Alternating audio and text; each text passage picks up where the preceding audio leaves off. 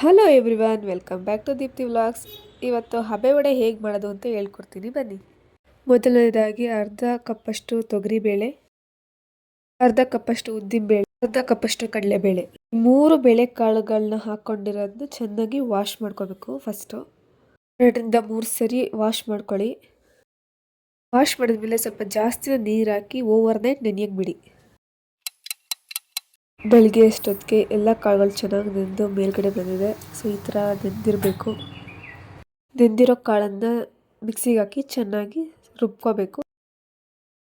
ಮಿಕ್ಸಿಲಿ ಏನು ರುಬ್ಕೊಂಡಿದ್ವಿ ಕಾಳಿಗೆ 1-2 ಈರುಳ್ಳಿ, ಸಾಂಬಾರು ಸೊಪ್ಪು ಮತ್ತು ಸಬ್ಸಿಗೆ ಸೊಪ್ಪು ಜಾಸ್ತಿ ಇದ್ದರೆ ಟೇಸ್ಟ್ ಚೆನ್ನಾಗಿರುತ್ತೆ. ಅದಕ್ಕೆ 1 ಸ್ಪೂನಷ್ಟು ಜೀರಿಗೆ ಪೌಡರು, ರುಚಿಗೆ ತಕ್ಕಷ್ಟು ಉಪ್ಪು, ನಾನಿಲ್ಲಿ 3/4 ಸ್ಪೂನ್ ಹಾಕೋತಾ ಇದ್ದೀನಿ. ಆಮೇಲೆ ತುರಿದಿರೋ ಕಾಯಿ, ಸ್ವಲ್ಪ ರುಚಿಗೆ ತಕ್ಕಷ್ಟು ಕರಿಬೇವಿನ ಸೊಪ್ಪಿನ ಪೌಡರ್ ಅಷ್ಟನ್ನು ಹಾಕಿ ಚೆನ್ನಾಗಿ ಮಿಕ್ಸ್ ಮಾಡ್ಕೋಬೇಕು. ಸವಿರೋ ಇಡ್ಲಿ ಪಾತ್ರೆಗೆ ಈ ಥರ ಉಂಡೆ ಉಂಡೆ ಹಾಕಿ ಆಮೇಲೆ ಅದ್ರ ಮೇಲೆ ತಡ್ತಾ ಹೋಗಬೇಕು. ಅದೇ ರೀತಿ ಎಲ್ಲ ಕಡೆನೂ ಹಾಕಿ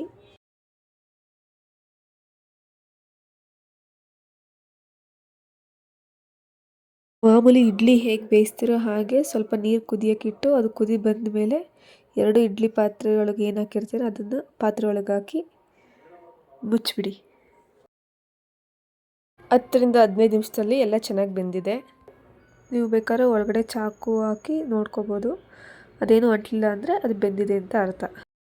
ಬಿಸಿ ಬಿಸಿ ಹಬೆ ವಡೆ ರೆಡಿ ಫಾರ್ ಬ್ರೇಕ್ಫಾಸ್ಟ್.